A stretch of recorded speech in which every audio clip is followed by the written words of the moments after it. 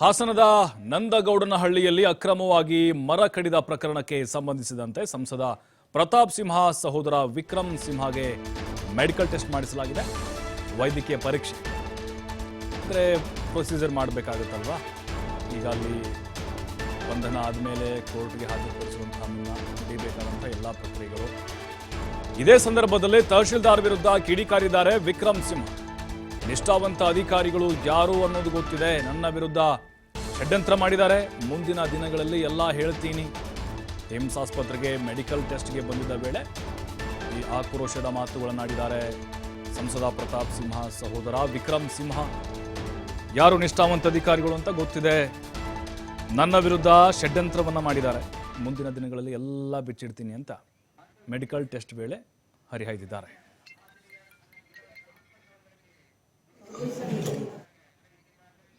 ಅಧಿಕಾರಿ ಅಂತ ಯಾರನ್ನ ಹೇಳ್ತಿದ್ರೆ ಅವ್ರ ದಿಷ್ಟೇ ಯಾರಿಗೆ ಅನ್ನೋದನ್ನು ಹೇಳ್ತೀನಿ. ಇದನ್ನ ನನ್ನನ್ನ ವ್ಯವಸ್ಥಿತವಾಗಿ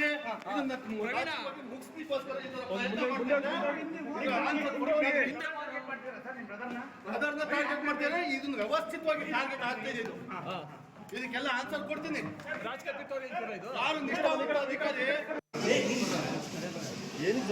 ವಿಕ್ರಮ್ ಸಿಂಹ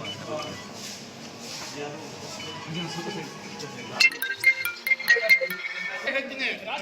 ಕೈವಾಡ ಇದೆ ಏನು, ಯಾವ ನಿಷ್ಠಾವಂತ ಅಧಿಕಾರಿ ಅಂತ ಯಾರನ್ನ ಹೇಳ್ತಿದ್ರೆ ಅವ್ರ ದಿಷ್ಟೇ ಯಾರಿಗೆ ಅನ್ನೋದನ್ನು ಹೇಳ್ತೀನಿ. ಇದನ್ನ ನನ್ನನ್ನ ವ್ಯವಸ್ಥಿತವಾಗಿ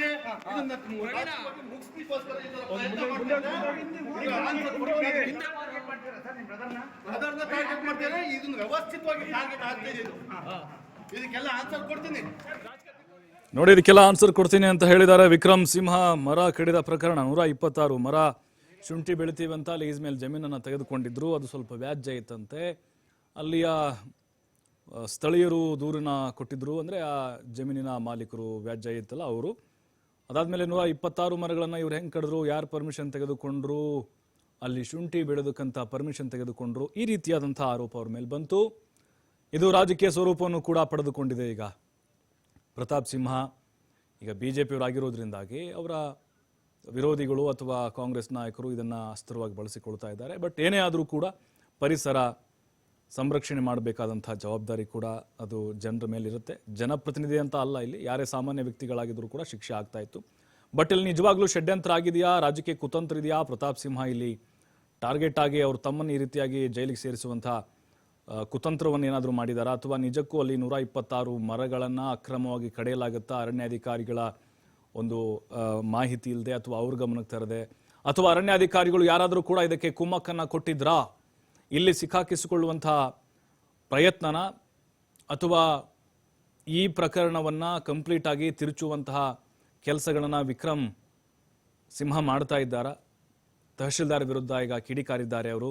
ಟೈಮ್ ಇದೆ, ನಾನು ಮಾತನಾಡ್ತೀನಿ, ಯಾರ್ಯಾರು ಕೈವಾಡ ಇದೆ, ಯಾರು ನಿಷ್ಠಾವಂತ ಅಧಿಕಾರಿ ಅಂತ ಎಲ್ಲ ಹೇಳ್ತೇನೆ, ಅವರ ನಿಷ್ಠೆ ಯಾರಿಗೆ ಅನ್ನೋದನ್ನು ಕೂಡ ಹೇಳ್ತೀನಿ. ಅಂದರೆ ಇಲ್ಲಿ ತಹಶೀಲ್ದಾರ್ ಯಾವ ರೀತಿಯಾಗಿ ನನ್ನನ್ನು ಟಾರ್ಗೆಟ್ ಮಾಡಿದ್ದಾರೆ, ಅವ್ರ ಹಿಂದೆ ಯಾರಿದ್ದಾರೆ, ಅದೆಲ್ಲವನ್ನು ಕೂಡ ಹೇಳ್ತೀನಿ ಅಂತ ವಿಕ್ರಮ್ ಸಿಂಹ ಮೆಡಿಕಲ್ ಟೆಸ್ಟ್ಗೆ ಬಂದಂತಹ ಸಂದರ್ಭದಲ್ಲಿ ಈ ಆರೋಪಗಳನ್ನು ಮಾಡಿದ್ದಾರೆ. ಹಾಗಾದರೆ ಇಲ್ಲಿ ನಿಜಕ್ಕೂ ಆಗಿದ್ದೇನು? ಯಾಕಂತಂದರೆ ಅಲ್ಲಿ 126 ಮರಗಳನ್ನು, ಬೀಟೆ ಮರಗಳನ್ನು, ಹೊನ್ನಿನ ಮರಗಳನ್ನು ಕಡಿದಿದ್ದಾರೆ ಅನ್ನುವಂಥ ಆರೋಪ ವಿಕ್ರಮ್ ಸಿಂಹ ಮೇಲಿದೆ. ನಿಷ್ಠಾವಂತ ಅಧಿಕಾರಿ ಅಂತ ಯಾರನ್ನ ಹೇಳ್ತಿದ್ರೆ ಅವ್ರ ದಿಷ್ಟೇ ಯಾರಿಗೆ ಅನ್ನೋದನ್ನು ಹೇಳ್ತೀನಿ. ಬರ್ಲಿ ಹೇಳ್ತೀನಿ. ಯಾರ್ಯಾರು ಕೈವಾಡ ಇದೆ ಏನು, ಯಾವ ನಿಷ್ಠಾವಂತ ಅಧಿಕಾರಿ ಅಂತ ಯಾರನ್ನ ಹೇಳ್ತಿದ್ರೆ ಅವ್ರ ದಿಷ್ಟೇ ಯಾರಿಗೆ ಅನ್ನೋದನ್ನು ಹೇಳ್ತೀನಿ. ಬರ್ಲಿ ಹೇಳ್ತೀನಿ. ಯಾರ್ಯಾರು ಕೈವಾಡ ಇದೆ